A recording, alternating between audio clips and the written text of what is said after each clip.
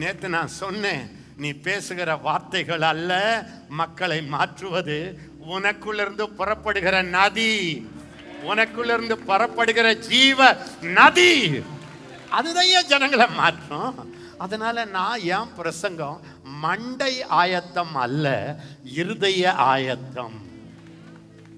நான் இருதயத்தை ரொம்ப ஆயத்தம் பண்ணுவேன், அதை சாஃப்டா ஆக்குவேன். இவ்வளவு வருஷம் ஆச்சு. இன்னும் என்னை யாராவது ஹார்டா பாக்குறீங்களா? திட்டும் போது ஹார்டா திட்டுவேன். அது பரிசுத்த ஆவியானுடைய திட்டுதல்.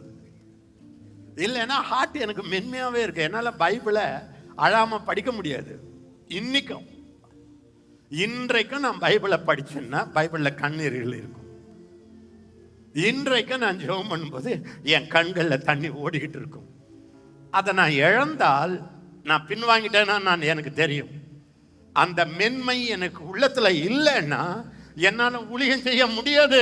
எங்கேயாவது ஓடி ஹோட்டல்லையோ லாட்ஜிலையோ கதவை மூடி உபவாசத்திலோட உங்களை இறக்க பண்ணீங்கன்னா அந்த ஹார்ட்ல இருக்கிற பேர்டன் விலகும். இல்லை சில உறவுகளில் கத்திரிக்கோலை வைக்கணும், இல்லை சில உறவுகளில் பேஸ்ட்டை ஒட்டணும்.